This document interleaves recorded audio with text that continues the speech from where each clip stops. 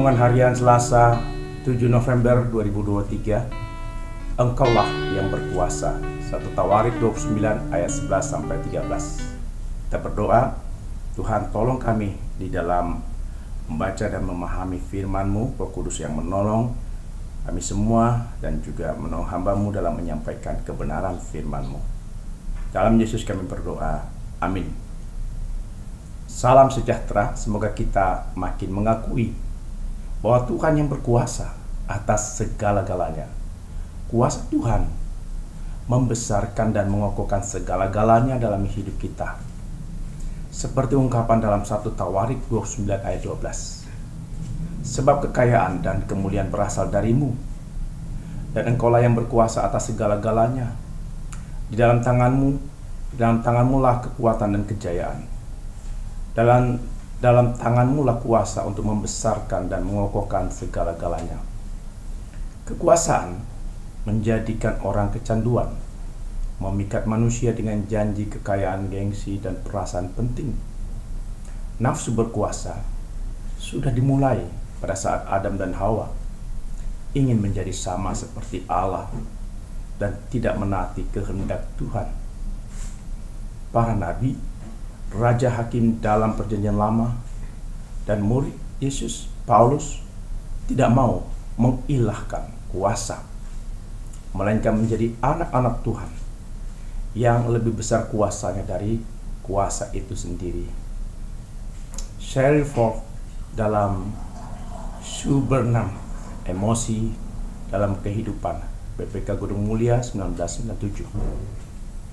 Dalam pemujaan pada kekuasaan, manusia tergoda untuk bertindak di luar jalur kebenaran.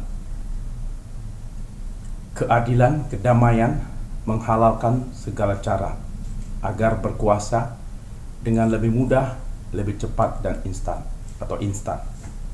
Cara-cara orang memperoleh kekuasaan dimulai dari sikap memandang diri sendiri lebih tinggi dari yang lain, lebih baik dari yang lain, membuat kesan pencitraan yang baik, munafik, menjilat adalah cara lain untuk berkuasa. Tipu muslihat dan manipulatif juga digunakan sebagai cara berkuasa. Manipulasi kekuasaan seperti iklan yang menipu. Orang terlihat jujur, lembut, peduli rakyat, baik, penyayang, berlaku adil, hanya terlihat dalam spanduk, tapi dalam kenyataan berbeda. Dalam iklan dikatakan tolak korupsi, tapi dalam kenyataan banyak terjadi korupsi. Manipulasi tidak jujur dalam mencari kekuasaan, seperti memberi hadiah, uang, atau barang yang memikat orang agar orang memilih orang yang memberikan barang atau uang tersebut. Janji manis ketika berkampanye, tapi dalam kenyataan hanya sebagian kecil dari janji yang dilaksanakan. Mengatakan apa yang ingin didengar orang merupakan salah satu cara untuk memperoleh kuasa, seperti kampanye gratis bahan bakar minyak, tapi bagaimana caranya tidak dijelaskan. Yang penting menyenangkan orang banyak. Kekuasaan dalam pemerintah adalah untuk banyak orang, bukan untuk kepentingan pribadi, keluarga, atau kelompok tertentu. Kekuasaan adalah kemampuan seseorang atau sekelompok orang untuk mempengaruhi tingkah laku orang atau kelompok lain, sehingga tingkah laku itu menjadi sesuai dengan keinginan dan tujuan dari yang berkuasa. Kekuasaan politik adalah kemampuan untuk mempengaruhi kebijaksanaan umum atau pemerintah, baik terbentuknya maupun akibat sesuai dengan tujuan yang berkuasa.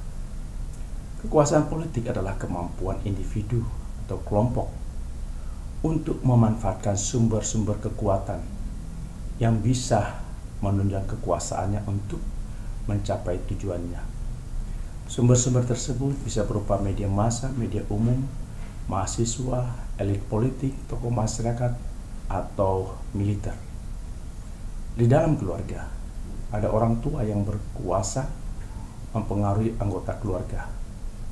Seseorang bisa menciptakan peraturan, atau membiarkan terjadi kekacauan terjadi dalam rumah.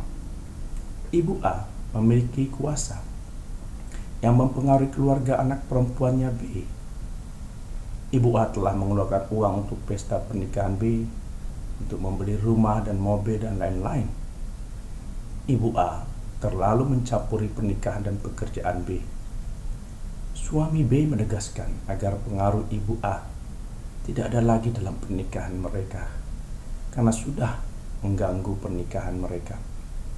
Di tempat kerja, orang juga bisa berkuasa untuk memberi pengaruh dalam melaksanakan tugas dan kepentingan di kantor. Kekuasaan menuntut kerja keras untuk mencapai tingkat dan kedudukan yang tepat. Namun, kekuasaan itu tetap terbatas. Tidak seorang pun memiliki segalanya. Tidak seorang pun kecuali Tuhan yang memegang kekuasaan akhir. Kesadaran ini dapat membantu orang untuk menggunakan kekuasaan secara bertanggung jawab. Alexander Solzhenitsyn dalam Suburban menjelaskan bahwa kekuasaan adalah racun yang sudah dikenal selama beribu-ribu tahun. Bagi orang yang menaruh percaya pada kekuatan-kekuatan yang berkuasa atas kita dan menyadari keterbatasan dirinya, maka kekuasaan jangan sampai menimbulkan bencana.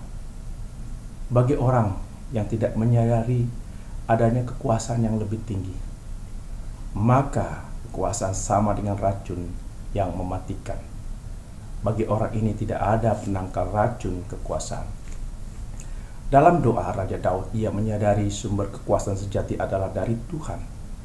1 Tawarik 29 ayat 11-13. Daud mengakui bahwa Tuhan yang punya kebesaran dan kejayaan, kehormatan, kemasyhuran dan keagungan yang ada di langit dan di bumi. Tuhan punya kerajaan dan Tuhan tertinggi sebagai pemimpin melebihi segala-galanya. Kekayaan dan kemuliaan berasal dari Tuhan, dan Tuhan yang berkuasa atas segala-galanya. Dalam tangan Tuhan ada kekuatan dan kejayaan. Dalam tangan Tuhan ada kuasa yang membesarkan dan mengokohkan segala-galanya. Daud bersyukur kepada Tuhan dan memuji nama Tuhan yang agung itu.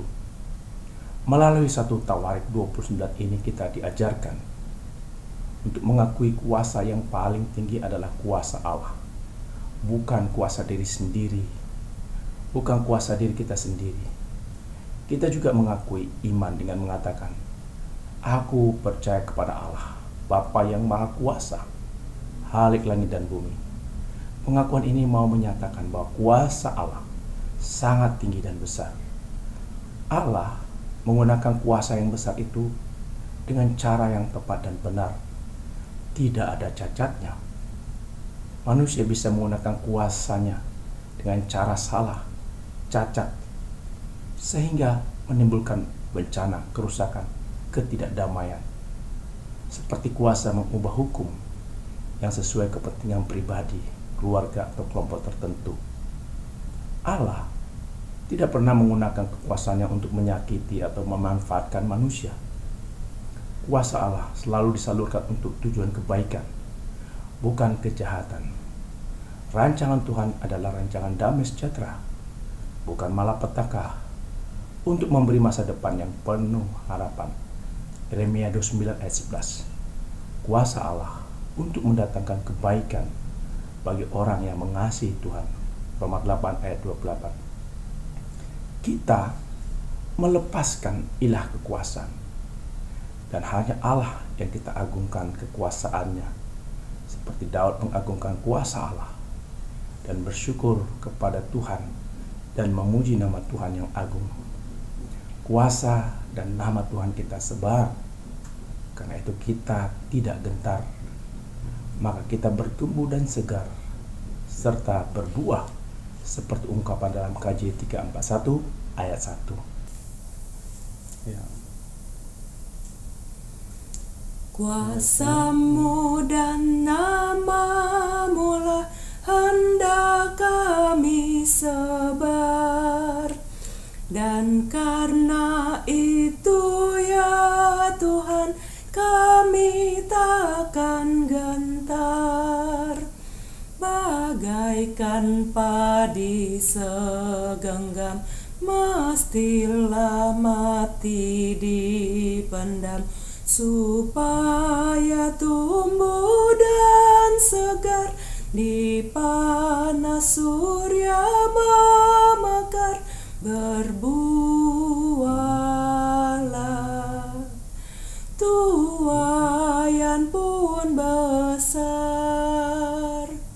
Amin. Mari kita berdoa. Ya Tuhan, mampukan kami untuk mengakui bahwa Tuhan yang berkuasa atas segala-galanya. Kuasa Tuhan membesarkan dan mengokohkan segala-galanya dalam hidup kami. Dalam nama Yesus kami berdoa. Amin.